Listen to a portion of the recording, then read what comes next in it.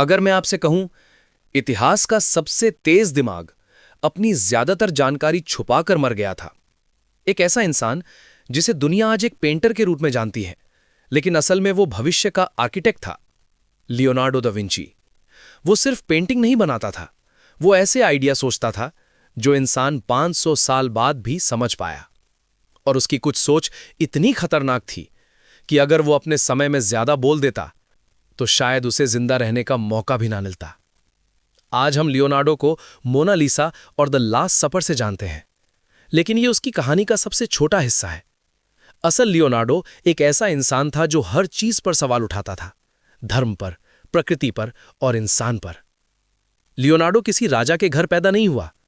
वो एक नाजायज बच्चा था, बिना स्कूल की पढ़ाई के, बिना डिग्री के। उसे लैटिन नहीं आती थी, ना ही यूनिवर्सिटी में पढ़ने का मौका मिला। लेकिन उसके पास एक चीज थी, एक ऐसा दिमाग जो कभी रुकता नहीं था। वो पक्षियों को उड़ते देखता और सोचता, इंसान क्यों नहीं उड़ सकता।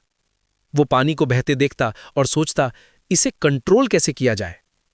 जहां दुनिया मानती थी, लियोनार्डो सवाल करता था, और यही आदत उसे खतरनाक बनाती थी।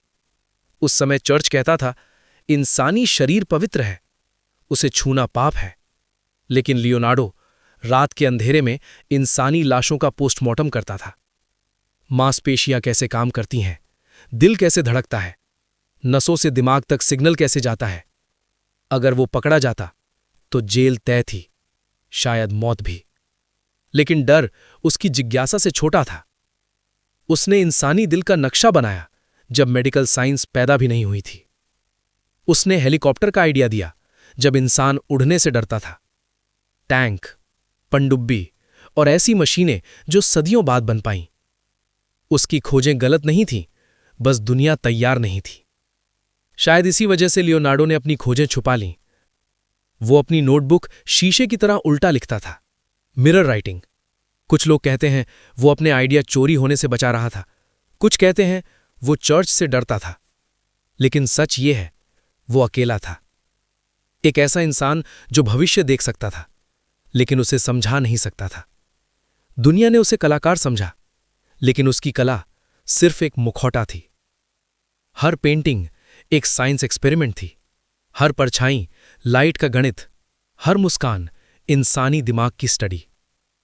1519 में लियोनार्डो दा विंची मर गया। हजारों पन्ने पीछे छूट गए, अधूरे, अनपढ़े। और आज भी वैज्ञानिक उसकी नोटबुक खोलकर कहते हैं, ये इंसान अपने समय का नहीं था। लियोनार्डो ने कहा था, सीखना कभी दिमाग को थकाता नहीं। शायद सच ये है, दुनिया ही उसके दिमाग के लिए तैयार नहीं थी। लियोनार्डो दा विंची भूतकाल का इंसान नहीं था, वो भविष्य था, और शायद अब भी है।